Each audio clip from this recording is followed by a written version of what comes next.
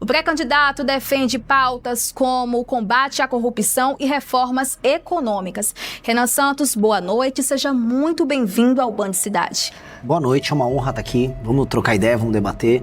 Muito feliz em ser recebido e, aliás, muito feliz com toda essa viagem pelo Maranhão. Aprendi muito, passei muito perrengue, entendi como é que é a vida das pessoas aqui em grande medida e já pensei em soluções para resolver muitos dos problemas. Falando nisso, o senhor que esteve esses dias pelo Maranhão, aqui em São Luís, no interior do estado, e viu de perto a população do Maranhão, também as estradas, o que mais chamou a atenção? Olha, é difícil, eu fazer um programa inteiro aqui só com a lista dos problemas. As estradas talvez seja o problema mais óbvio. Eu furei 7 pneus, andando coisa de 50 por hora, tá? As pessoas falam, não, tem estrada com buraco. Aqui no Maranhão vocês têm buraco com estrada. É buraco para todos os lados. Eu vi motoqueiro caindo sem socorrido no longo da estrada. Eu vi caminhão de soja tombado. A gente viu tudo isso acontecer, inclusive nas regiões muito produtivas aqui do estado. A região lá de Imperatriz, região de Balsa, tem muita produção agrícola. E os coitados ali, assim, nem conseguindo entregar a produção deles. Eu vi estradas de terra largadas com pessoas igual o pau de arara aconteceu nos anos 50 e 60, com famílias inteiras em cima de uma caminhonete, pulando como se estivesse num show, coitados, porque o caminhão entrava no buraco e ia pra lá e pra cá. Vi cidades que inclusive têm arrecadação, como Santo Antônio dos Lopes, mas mesmo essa cidade com a administração pública tão ruim que eles têm, as pessoas viviam muito mal. Eu vi esgoto a céu aberto, eu fui pra Pinheiros, que é a cidade do Sarney, e lá em Pinheiros até o urubu tinha nome, tinha umas pessoas, esse aqui é o nome do urubu, esgoto a céu aberto, ou seja, muito dinheiro é colocado no Maranhão. E essa é uma verdade, o Maranhão é o segundo estado que mais recebe dinheiro de acordo com o Pacto Federativo, que é o dinheiro que vem do governo federal, e ao mesmo tempo os políticos somem com esse dinheiro e entregam um tratamento para as pessoas que é indigno. Nem animal é tratado igual a população do Maranhão é tratada pelos políticos. Na sua visão, quais são hoje os principais problemas que precisam ser enfrentados aqui no Maranhão? Para resolver a parte econômica, desesperadamente, vocês precisam de estrada. Desesperadamente. E não é qualquer estrada. Como vocês têm produção agrícola boa, e olha só que dádiva, o Maranhão tem produção agrícola que vale a pena e está crescendo. A gente tem que dar estrada de concreto, para o caminhão não ter buraco, para as pessoas poderem ir e vir numa boa. Estradas vicinais, as estradas estaduais que vão levando para os municípios também. Sabe, é só comprar e não superfaturar o orçamento do asfalto, como fazem, que você vai ter um asfalto simples, a pessoa vai poder entregar a produção dela aqui e ali, vai poder circular de uma cidade a outra de maneira livre. Isso é uma das coisas. A segunda coisa, brecar o avanço do crime organizado. A gente está falando aqui de um dos 10 estados mais inseguros do Brasil, que é o caso do Maranhão, com um dos piores índices que envolvem homicídios e roubos de celular e roubos de bens pessoais das pessoas. Tá todo mundo com medo. Feminicídio subiu no Maranhão também. E a terceira coisa que é muito importante a gente colocar aqui, o Maranhão apresenta uma taxa de analfabetismo próxima dos 15%. Eu visitei famílias em que as pessoas não sabem ler e escrever de verdade. E isso assusta. Nós estamos em 2026. Analfabetismo era uma coisa pra gente ter resolvido nos anos 50, 60. Isso ainda existe aqui no estado. E aí eu pergunto, o dinheiro do Fundeb vai para as escolas. O que eles estão fazendo com esse dinheiro? Por que as pessoas não estão sabendo ler e escrever? Então tem uma situação de calamidade aqui. E eu volto a falar, para quem mora no Maranhão, a situação aqui é de calamidade. O que pode ser feito para melhorar na prática essa realidade? Primeira coisa, assim, eu venho aqui pro Maranhão muito mais para arrumar inimigos do que arrumar amigos. No sentido que eu vou apontar os erros. A classe política do Maranhão sabota a população. Eu nunca vi nada igual à classe política daqui. Então, uma das coisas que nós podemos fazer é ter quadros novos na política que não tenham rabo preso com ninguém, que estejam dispostos a trabalhar por desempenho. Ou seja, se não melhorar a saúde, a educação e a segurança e a infraestrutura aqui do estado, essa pessoa não pode sequer ter direitos políticos. Eu vou, como presidente da República, passar a lei. Vai funcionar assim: prefeito que não entregar melhoria na saúde, segurança, educação e infraestrutura não pode concorrer na eleição seguinte, fica inelegível. Aí se ele quer chamar o Wesley Safadão para fazer show, igual tentaram fazer em Santa Inês, se ele quer comprar voto, aí não vai poder, porque ele vai estar inelegível. Então eu vou acabar com essa farra. Outra coisa que eu vou fazer, eu vou fundir município. Tem mais de 200 municípios, aqui tem 217 municípios no Maranhão. Eu vou fazer ter menos de 100 municípios. Vamos juntar os municípios, ter uma administração só, para deixar desempregado esse monte de vereador, os babão dos vereadores que são colocados dentro da máquina pública, e com base nisso a gente racionalizar, fazer entregas boas para as pessoas. Isso é, assim, a primeira coisa que tem que fazer, e o governo federal tem que atuar ajudando nisso. A classe política daqui, eu volto a repetir, eu tô rodando o Brasil todo, eu nunca vi uma classe política tão absurda quanto a do Maranhão. Esses caras são pior do que uma bomba atômica. Você fala assim, Renan, você prefere pegar ebola, você prefere ser atropelado por uma carreta ou ser administrado por um político do Maranhão? Eu prefiro pegar a ebola e ser atropelado por uma carreta. Eu nunca vi uma coisa tão ruim quanto os políticos daqui. Pré-candidato, falando nisso, hoje mais cedo o senhor esteve no bairro Coroadinho, aqui em São Luís, e uma fala sua chamou a atenção. Vamos acompanhar. Pessoal, o Pedrinho me trouxe pra gravar em Coroadinho, uma favela aqui em São Luís do Maranhão. E é uma filial do inferno, tá? A quantidade de cachorro morto que tem aqui, no meio da rua, cara. Eu vi 3 cadáveres de cachorro. Lugar tomado pelo crime. Cara, isso aqui é uma filial do inferno. Isso aqui é uma filial do inferno. Após esse vídeo que gerou uma grande repercussão aqui no Maranhão, uma página que se diz representar os moradores do bairro Coroadinho divulgou uma nota de repúdio, afirmando que as declarações foram desrespeitosas e que a comunidade não aceita ser usada como palco político. Como o senhor vê essa situação? Eu acho muito humilhante para essa comunidade ser representada por um tipo de associação que ela própria faz durante o período eleitoral abertura de espaço para político, um político vagabundo que compra voto nessa comunidade e mantém o que eu disse: esgoto a céu aberto, lixo jogado no chão, pessoas, eu tenho imagem de tudo, pessoas catando lixo e lavando a mão no esgoto ali, restos de cachorro que morreu sendo jogado no meio da rua, 5 facções disputando espaço ali, não é 2, são 5 facções. Se isso não é uma filial do inferno, eu já não sei mais o que é. Essas pessoas, associações, influencers, eles querem fazer um morador dessa região crer que isso é normal e que essa pessoa tem que ter orgulho. Tenho um orgulho de viver controlado pelo tráfico, orgulho de andar sobre o esgoto, orgulho de não ter título de propriedade, tenho orgulho de ter um analfabetismo graçante andando pra cá. Eu tenho orgulho, a taxa de homicídios nessa região, Coroadinho, em 2014 foi de 80 homicídios a cada 100 mil habitantes. Isso é 10 vezes a taxa de homicídio na Ucrânia, que está em guerra. E essas pessoas querem que isso seja normal.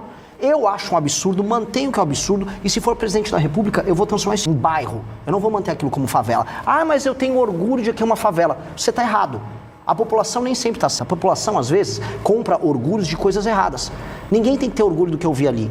Ninguém tem que ter orgulho do lado de um ponto de ônibus em que criança pega ônibus para ir para a escola, tem 5 cadáveres de cachorro morto e um homem estava trazendo uma sacola, um outro cachorro morto para jogar ali. Ninguém tem que ter orgulho disso. A gente não tem que ter orgulho do errado. E no Brasil tem um discurso coitadista, a gente tem que ter orgulho do errado. Não, mas ele ali é a nossa favela. Tá errado, ninguém tem que morar em favela. Mais de 30% da população de São Luís mora em favela e o prefeito aqui da cidade ainda quer concorrer para governador. Esse homem tinha que ter vergonha na cara. Aí vem esses influencers querem reclamar, reclamem o quanto quiser. Eu vou me tornar presidente da República e eu vou acabar com as favelas no Brasil. E vou acabar com favela no Coroadinho. Vocês vão morar em bairro decente, em casa decente, sem crime organizado. Eu vou matar os bandidos, todas as lideranças do crime organizado, o bonde dos 40, eu vou dar um nome aqui, bonde dos 40, eu vou matar vocês. E eu vou fazer o que precisa ser feito. Ninguém tem que ter medo de dar nome às coisas como precisa ser dito. Assim como eu vou destruir o crime organizado, favela tem que virar bairro. Favela não tem que ser objeto de orgulho, tem que ser objeto de obra, de reforma. Falando nisso, o senhor acha que o governo do Maranhão está no caminho certo ou estagnou? Não está no caminho certo. O estado do Maranhão precisa de uma intervenção urgente. O atual governador, eu não sei o que ele está fazendo na vida. Eu tô vendo as estradas no sul do estado. Como é que o cara pode ser um governador? Igual eu falei agora, eu falei do prefeito, né? O Bride, ele quer ser governador. Eu fui olhar ali, esse bairro Coroadinho, uma favela, tudo largado no chão. Como é que um cara que larga o lixo todo, não tem uma coleta decente ali, quer ser candidato a governador? Ao mesmo tempo, o Brandão quer fazer sucessor. Foi olhar as estradas. Um homem desse não tem condições morais de ser candidato a nada. Um cara que tem, no meio de uma estrada, uma cratera em que as pessoas caem dentro da cratera. Eu vi motociclista contando história. Ele caiu inteiro dentro. Cabia a moto dele e ele inteiro dentro da cratera. E aí o governador, não, eu tenho um plano, vou eleger meu sucessor, aí faz aquelas danças, chama cantor. O que é isso? Todos esses caras tinham que ser interditados. Essas pessoas não têm condições, não é nem intelectuais, elas não têm condições morais de ser governador de nada. Esse Brandão é uma vergonha. Eu volto a colocar para todo mundo que está nos assistindo. Existe uma coisa que chama o mito da caverna do Platão, que é assim, quando você está vendo só uma coisa, você acha que o mundo é isso. Todo mundo no Maranhão olha para a realidade no Maranhão e acha, é normal ter um cachorro morto do meu lado, no meio da rua. É normal ter tanto buraco assim. Não é normal. Eu falo isso para você que mora aqui. Não é normal. Não aceite isso. Outros lugares do Brasil, até mais pobres do que o Maranhão, se vive melhor do que aqui. Vocês são roubados pelos seus políticos aqui. Isso é inaceitável. Como o senhor avalia o atual cenário político do Brasil?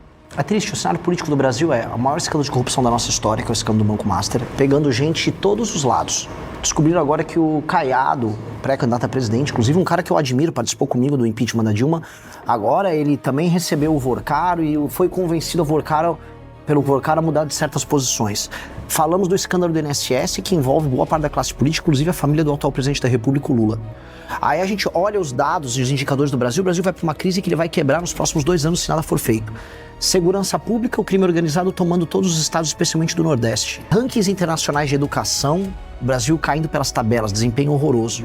Então nós estamos muito mal, o cenário político é muito ruim. E aí o que eles têm?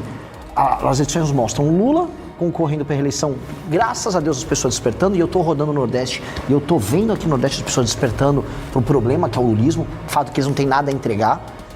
Flávio Bolsonaro, que é membro de uma família que é envolvida em escândalos de corrupção, ele próprio é envolvido em escândalos de corrupção, é um homem muito problemático, um péssimo parlamentar, preguiçoso, não sabe votar, toda vez que vota errado ele fala que não leu, que se esqueceu, que apertou o botão errado. Votou agora numa agenda completamente contrária dos eleitores dele e estava negociando agora a nomeação do Messias, que é o Bessias, que é um aliado do Lula, para o STF.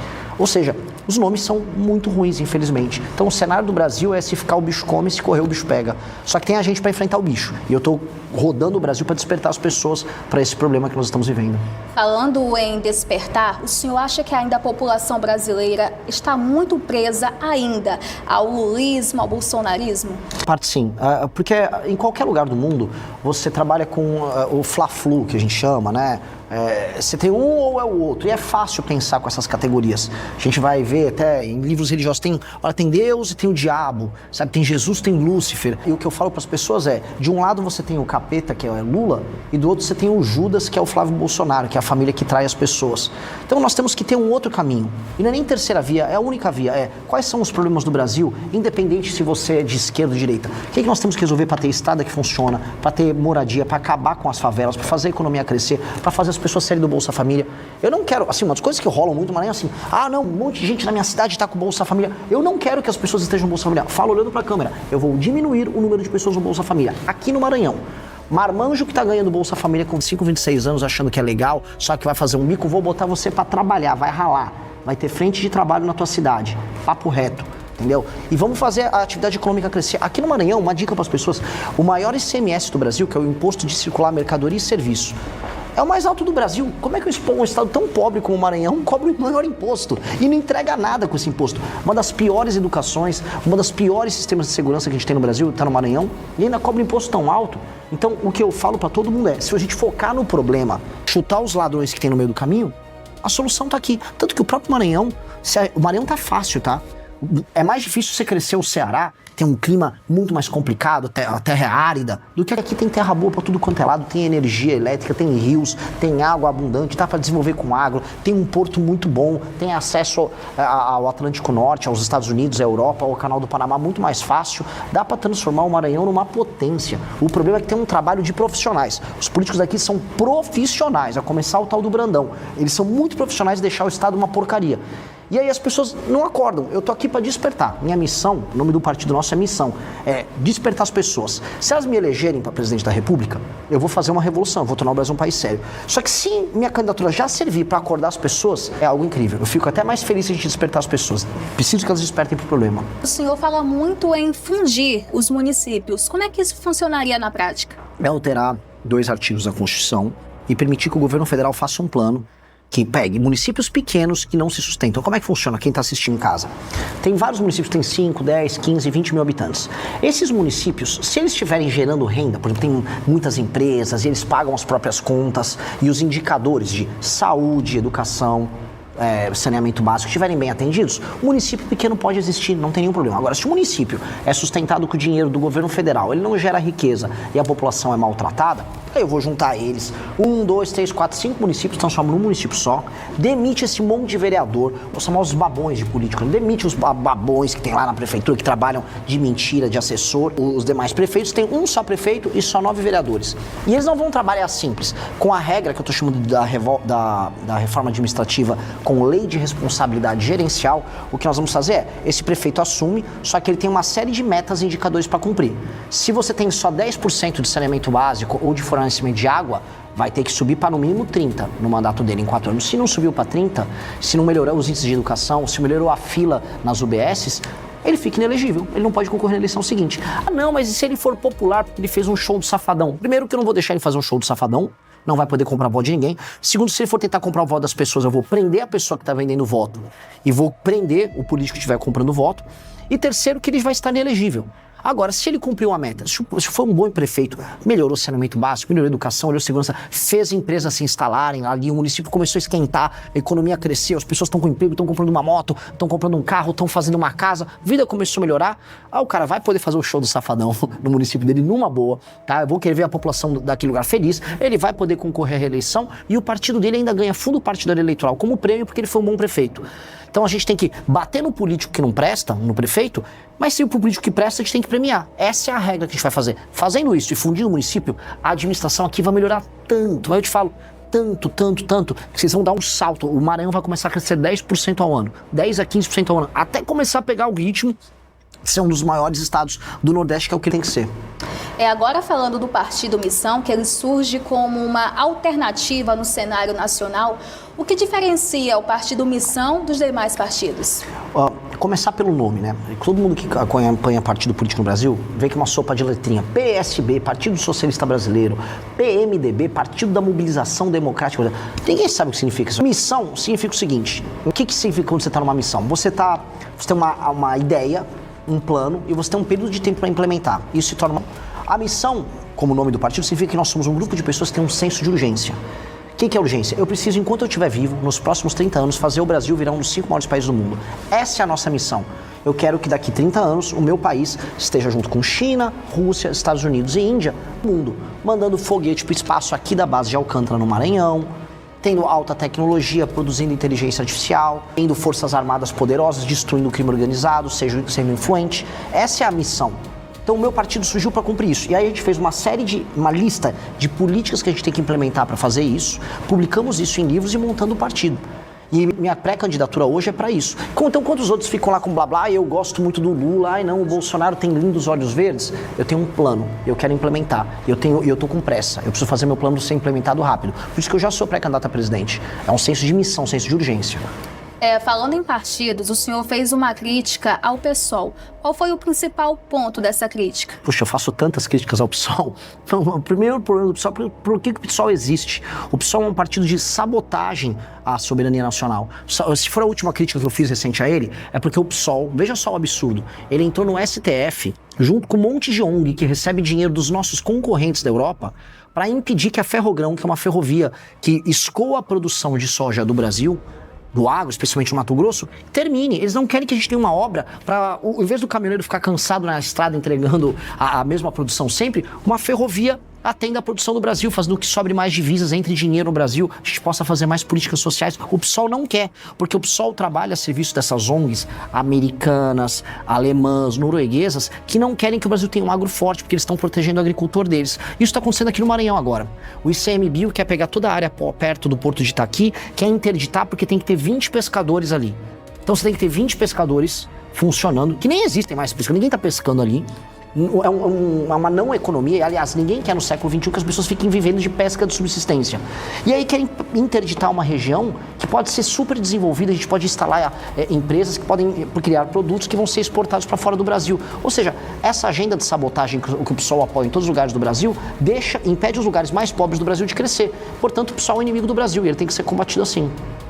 Candidato, a gente agradece a sua participação aqui no Band Cidade e as portas estão sempre abertas. Eu agradeço demais, foi uma honra, foi uma grande entrevista e espero que as pessoas que tenham assistido despertem para o problema do Maranhão. O Maranhão precisa ser resolvido e o Maranhão é parte da solução do Brasil. O que você acha do Renan como futuro presidente do Brasil? Vamos espalhar as notícias para todos. E não se esqueça de deixar seu like e se inscrever no canal para juntos batermos a meta de 1000 inscritos. Obrigado e nos vemos no próximo vídeo.